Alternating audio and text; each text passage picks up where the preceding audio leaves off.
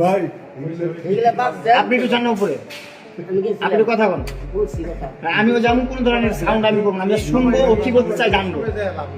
আপনি জান আমি ওর সাথে কোনো ধরনের বেয়াদবি কোনো ধরনের তেরা আমি যদি দেখে না পারে, তো ক্যামেরা অন আছে, হাজার হাজার ক্যামেরা থাকবে, আপনার যে শাস্তি দিবেন শাস্তি নিয়ে মাথা পিতে।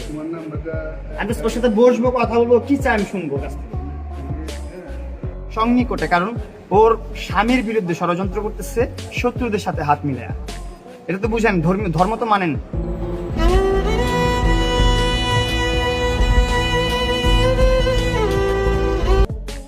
এবার মোহনাকে আনতে তার বাসায় গেল টিকটকার প্রিন্স মামুন।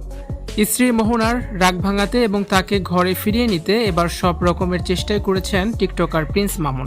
টানা 12 ঘন্টা গাড়িতে বসে অপেক্ষা করেও কোনো সাড়া না পেয়ে এবার সরাসরি মোহনার বাসার গ্যারেজে গিয়ে অবস্থান নিয়েছে মামুন।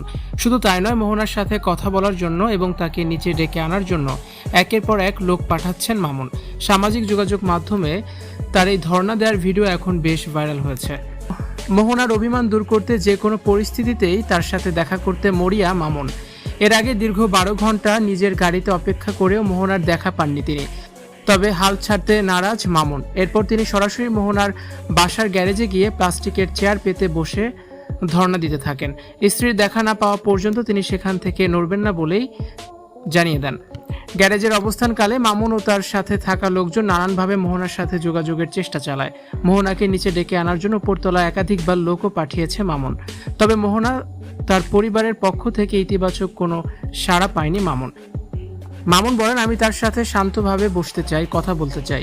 ও কি চায় আমি শুধু সেটা শুনতে এসেছি। আমি এখানে কোনো ধরনের বেয়াদবি বা তেরামি করতে আসিনি। আমার ক্যামেরা অন আছে।